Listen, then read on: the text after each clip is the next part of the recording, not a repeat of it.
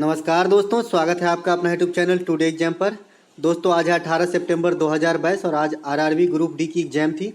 प्रथम शिफ्ट की एग्जाम समाप्त हुई। इससे पहले हमने जीके जीएस वाली एनालिसिस की वीडियो आप तक पहुंचा चुके हैं। ये आपका मैथ और रीजनिंग एनालिसिस का वीडियो है, तो देख लीजिए कौन कौन सा प्रश्न पूछा गया था। आज प्रश्नों का लेवल काफ़ी अच्छा रखा, काफ़ी कैलकुलेटिव रखा और आंकड़े जो दिए गए थोड़ा जटिल दिए गए, रूट का काफ़ी इस्तेमाल किया गया। एक प्रश्न यहाँ पर पूछा गया था, यदि बहुलक माध्य से 6 ज़्यादा है और माध्य का 13 हो तो बहुलक क्या होगा। मैंने आपको बहुलक निकालना जब आंकड़े दिया है तब बताया है, जो सबसे ज़्यादा बार रिपीट हो बहुलक है। सभी का औसत माध्य है ना।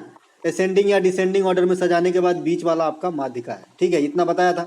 इसके बाद अगर एक एक बार ही लिखा हो फिर भी आपको मैं सिखाया था कैसे निकाला जाता है, तो कौन से सूत्र अप्लाई करते हैं।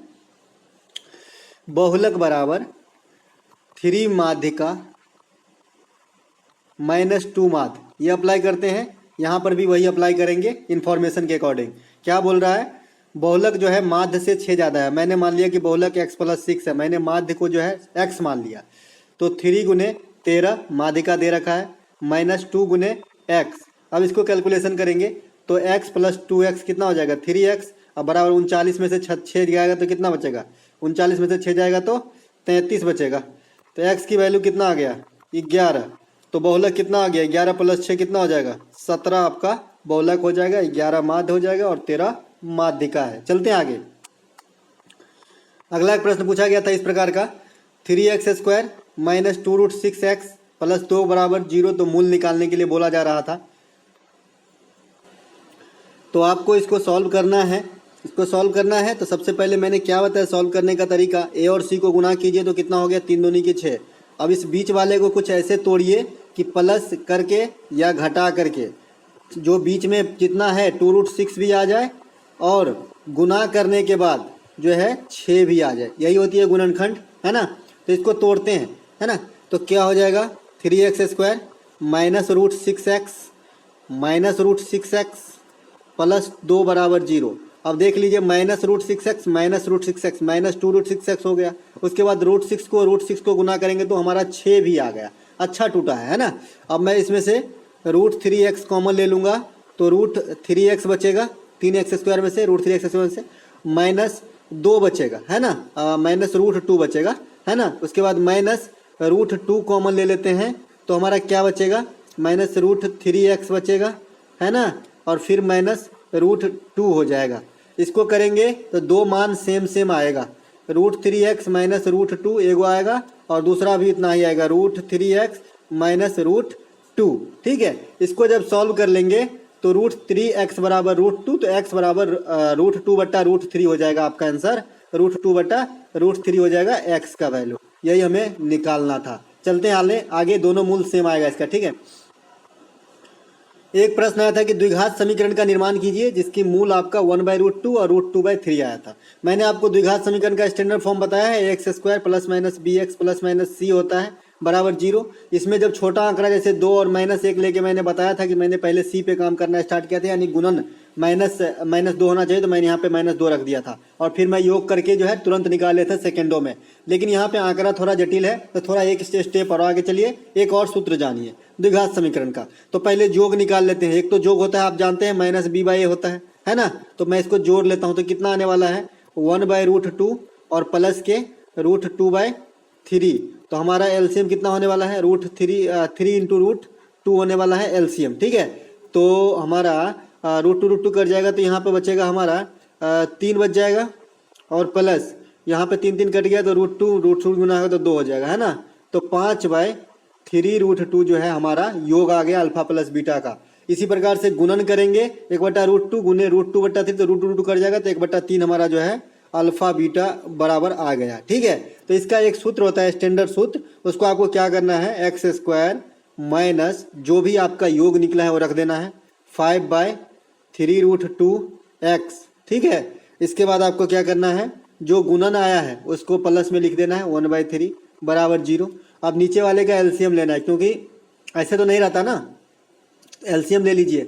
एलसीएम लेंगे तो क्या होगा 3√2 एलसीएम होगा, है ना। तो 3√2x² होगा कि नहीं होगा।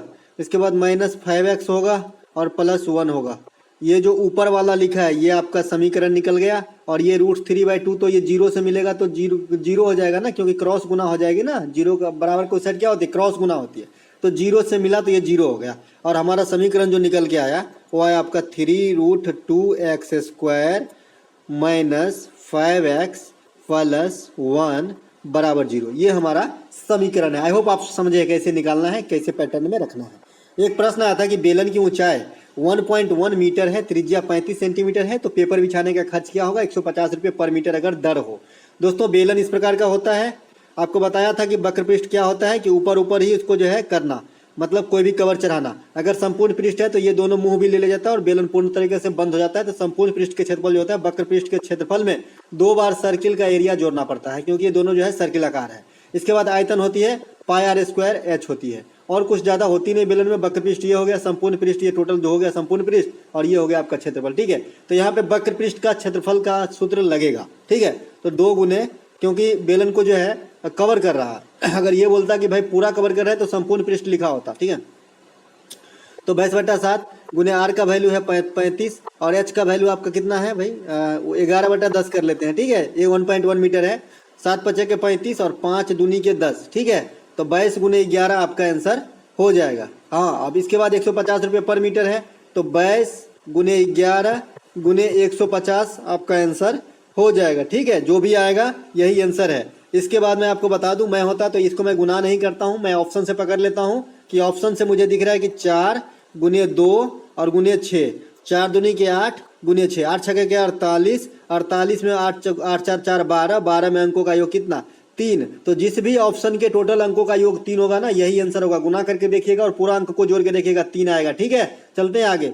अगला एक प्रश्न है हमारा, एक आयत की लंबाई और चौड़ाई 77 और 50 है।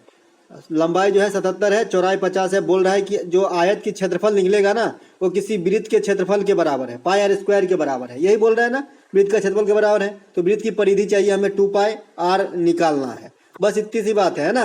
तो πr² का वैल्यू हम रखेंगे तभी तो पता चलेगा। तो 22/7 r² मुझे पता नहीं, निकालना है। और आयत का क्षेत्रफल क्या होता है, आयत का क्षेत्रफल लंबाई गुने चौड़ाई, तो 77 गुने 50 हो जाएगा, है ना। 11 दूनी की 22 होती है, 11 सतह के 77 होता है, 2 25 के 50 होता है, और ये 7 इधर जाएगा तो 2 बार 7 हो गया, एक बार 25 हो गया। तो r का वैल्यू कितना निकला, 2 7 में से 1 7 निकला और 25 में से जो है 5 निकला, तो r का वैल्यू हमारा निकल गया 35। अब हमें वक्र पृष्ठ परिधि निकालना है, तो 2πr निकालना है। 2 गुने 22/7 गुने 35 करना है, 7×5 के 35, 5 दूनी की 10, 220 जो है आपका आंसर हो जाएगा। चलते हैं आगे। अगला एक प्रश्न पूछा गया था कि वर्ग का क्षेत्रफल 169, तो परिमाप क्या है। ये गुगली, सभी कोण 90 होता है, सभी भुजा बराबर होता है, क्षेत्रफल a² होता है, परिमाप 4a होता है, विकर्ण √2 होता है। वर्ग में इतना सी गुण है, आपको ध्यान रखना है। तो यहाँ पे क्षेत्रफल दे रखा है a² की वैल्यू कितना 169, तो a का वैल्यू कितना हो जाएगा, a का वैल्यू हो जाएगा आपका 13 निकल गया। परिमाप 13 गुने 4 कितना होता है 52, है ना। तो चलते हैं आगे। अगला एक प्रश्न है यहाँ पर, नीलम अपनी आय का 70% खर्च करती है और इतना बचाती है। अरे भाई 70% खर्च कर लिया तो कितना बचाता होगा 30%, और 30 यूनिट की वैल्यू कितना है 15,600। एगो जीरो से एगो जीरो कट गया, 3×5 के 15, 3 दूना के 6, 520। 1 यूनिट की वैल्यू आ गया हमारा 520। तो 100 यूनिट की टोटल इनकम पूछ रहा है, तो 2 जीरो और डाल दिए, तो 52,000 नीलम की वेतन है। काफी अच्छी पोस्ट पे होगी, है ना। चलते हैं आगे। अगला एक प्रश्न मैं अपने तरफ से रखा हूँ, समरूपता सिखाना चाहता हूँ आपको, क्योंकि समरूपता से क्वेश्चन हर शिफ्ट में आ रहा है। बच्चे बता नहीं पाए होंगे लेकिन पूछा गया होगा, ऐसा मेरा अंदाजा कर रहा है। समरूपता से क्वेश्चन 2 प्रकार के आते हैं। एक तो पूछा जाता है कि समरूप भुजाओं का अनुपात 3:2 है, तो क्षेत्रफलों में अनुपात क्या होगा। तो भाई ABC बट्टा DEF त्रिभुज के क्षेत्रफलों का अनुपात होगा। अगर 3 और 2 अनुपात है समरूप भुजा, तो 3/2 का स्क्वायर, यानी 9:4 अनुपात में क्षेत्रफल होंगे। ठीक है, ये हो गया कि क्षेत्रफलों का अनुपात, यानी समरूप त्रिभुज के क्षेत्रफलों का अनुपात उसके समरूप भुजा के वर्गों के अनुपात के बराबर होती है। ये तो एक प्रमेय हो गई। दूसरी प्रमेय जो कल प्रश्न पूछा गया था कि समरूप त्रिभुज है, इसके बाद आपको जो है अनुपात दिया गया था AB/BC बराबर CD/DD, कौन सा सही है पूछा था। ठीक है, तो अगर ABC समरूप DEF है तो आपको जो 2 अंक इधर लेंगे यही 2 अंक इधर लेंगे। अगर इधर मैं पहला तीसरा उठाऊं तो इधर भी पहला तीसरा, नहीं तो गलत हो जाएगा। कभी कभी बोलता है कि भाई 2 त्रिभुज है, ये कोण इसके बराबर है, ये कोण मान लीजिए कि इसके बराबर है, यहाँ मैं डबल मार देता हूँ, और जो खाली छोड़ा हूँ ये कोण इसके बराबर है, मैं इसका नाम दे देता हूँ ABCDEF। तो कोई ये नहीं लिखेगा कि ABC समरूप त्रिभुज DEF, ठीक है, बहुत गलत हो जाएगा, बवंडर हो जाएगा, है ना। तो पहले मैं लिख लेता हूँ ABC समरूप त्रिभुज, पहले A का यूज किए हैं, तो खाली वाला कौन कौन सा है, F, त्रिभुज F। फिर 2 नंबर पे क्या यूज किए हैं, B में कौन सा है, सिंगल वाला, तो सिंगल वाला क्या है, D, FDE। ये सही है कहने का तरीका, ठीक है। और इस पे प्रश्न आ चुके हैं CGL में, छोटा एग्जाम की तो बात छोड़िए, है ना। डायरेक्ट पूछा जाता है कि भाई ये बराबर है, त्रिभुज समरूप है, कौन से कथन सही है। तो इस प्रकार नहीं कि डायरेक्ट इनका नाम कुछ भी हो डायरेक्ट उठा के डाल दिया, नहीं, वो मेंट करता है कि भाई कौन से कौन किसके बराबर है, तो आप समरूप भुजा फाइंड करोगे, है ना। तो ऐसे ही प्रश्न अगर आ जाए कि भाई ये समरूप भुजा है, इसके 2 त्रिभुज समरूप है, तो इसमें क्या रिलेशन सही है। मान लीजिए ऐसे ही लिखा है कि ABC समरूप त्रिभुज DEF, अभी मैंने दिखा दिया कि समरूप कैसे लिखते हैं, ठीक है। तो आप अगर पहला दोनों लेंगे तो उधर भी पहला दोनों लेना पड़ेगा, ठीक है। फिर अगर मान लीजिए पहला तीसरा ले लिए AC, तो इधर भी मुझे DF पहला तीसरा लेना पड़ेगा। तो ये सही है लिखने का तरीका अनुपात में, ठीक है। मान लीजिए लास्ट का 2 लिए, उधर भी लास्ट का 2 लिए, ठीक है। तो ऐसे लिखिएगा, मैं ये सिर्फ सिखाना चाह रहा था और कुछ नहीं, ठीक है। चलते हैं आगे। एक प्रश्न यहाँ पे आ जाता है आपको कि वर्ग है, वर्ग के अंदर एक सर्किल है, तो सर्किल का जो रेडियस होगा वो क्या होगा, तो जो वर्ग की भुजा होगा उसका आधा हो जाएगा सर्किल का रेडियस। और अगर जब सर्किल ही बाहर हो और अंदर में जो है वर्ग है, उस समय आपका जो वर्ग का आपका विकर्ण होगा ना, वो आपका सर्किल का जो है व्यास हो जाएगा, ठीक है। यानी कहने का मतलब है कि आपका √2r बराबर a हो जाएगा, है ना, √2r बराबर a हो जाएगा। यहाँ से r की वैल्यू a/√2 कर सकते हैं। तो यहाँ पर इतनी बात आपको समझ में आई। साथ ही साथ CI और SI को नहीं भूलना है। SI मैंने बता दिया है क्या होता है, PR, है ना। P का जो है R गुने T प्रतिशत, अगर मान लीजिए कि 5% दर है और 4 वर्ष समय है, तो 20% अगर मूलधन का निकाल दे तो हमारा SI निकल जाएगा, ठीक है। इसके बाद 3 साल और 2 साल के लिए मैंने चक्रवृद्धि ब्याज का बताया है। 3 साल के लिए 3r² RQ में डालना है, इसके बाद 2 साल के लिए 2r R² में डालना है। अगर मान लीजिए 5% रेट है तो 5 दूनी के 10 और 10.25% अगर निकाल देंगे मूलधन का, तो 2 वर्ष का चक्रवृद्धि ब्याज निकल जाएगा। इसके अलावा और क्या आ सकता है आपके एग्जाम में, समचतुष्फलक को नहीं भूलना है। इस प्रकार का समचतुर्भुज का, है ना, सभी भुजा बराबर है ना, विकर्ण आधे आधे में बढ़ जाते हैं इस बिंदु से और 90 पे काटते हैं, पाइथागोरस का नियम लगता है। और क्षेत्रफल जो होता है 1/2 गुने D1 गुने D2 होता है। अगर एक विकर्ण दिया है तो आप दूसरा विकर्ण आराम से निकाल सकते हैं, क्योंकि पाइथागोरस ये कर्ण का काम करने लगता है और यहाँ आधा में बढ़ जाता है। मान लीजिए 10 और 50 है, तो एगो 25 हो जाएगा और एगो 5 हो जाएगा। अब इससे ये जो भुजा निकलेगा, इससे आप क्षेत्रफल निकाल सकते हैं। 1/2 गुने D1 गुने D2, पहले से दोनों विकर्ण पता है तो ये निकालने की जरूरत नहीं है। मान लीजिए भुजा पूछ रहा है तो भुजा निकाल सकते हैं आप, ठीक है।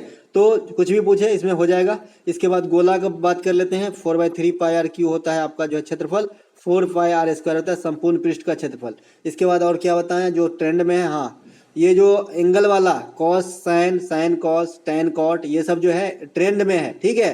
जैसे टैन 90 - थीटा क्या होता है, कॉट थीटा, ठीक है ना। तो आपको जो है ये जो है सीखना पड़ेगा। मान लीजिए मैं साइन कॉस से लेके चलता हूँ, साइन 62 डिग्री लिखा है और नीचे में कॉस 28 डिग्री लिखा है, इसका मतलब ये भी साइन 62 डिग्री लिखा है। और आपको देखना आना चाहिए, इसे काट देंगे तो 1 हो जाएगा। ये कहाँ से आता है, साइन 90 ± थीटा कॉस थीटा से, या फिर कॉस 90 ± थीटा जो है साइन थीटा से, ठीक है। तो ये सब में ट्रेंड में है। और ट्रेंड में क्या है आजकल, द्विघात समीकरण हो ही गया, मूल निकालना हो ही गया। आजकल काफ़ी चीज़ें स्किप कर दिया, जैसे आज लाभ हानि से 1-2 क्वेश्चन ही पूछे गए हैं। तो आपको जो है मैथ के हर एक चैप्टर जो आप कर सकते हैं, जितना कम समय है आप जितना कर सकते हैं करिए और कुछ नया मत सीखिए, ठीक है। जो मैं बताया जो ट्रेंड में आता है उतना ही काफ़ी है। जीके जीएस पे PDF भी ले लिया कीजिए, पढ़ा कीजिए और कूल रहा कीजिए, अच्छा एग्जाम जाएगा, कोई दिक्कत नहीं है। तो चलिए दोस्तों, इस वीडियो में इतना ही। जो भी प्रश्न मिला आपके सामने लाया, अच्छा लगा हो तो लाइक कर लीजिएगा। सेकंड शिफ्ट के एनालिसिस वाले वीडियो के साथ फिर से मिलेंगे, तब तक के लिए जय हिंद।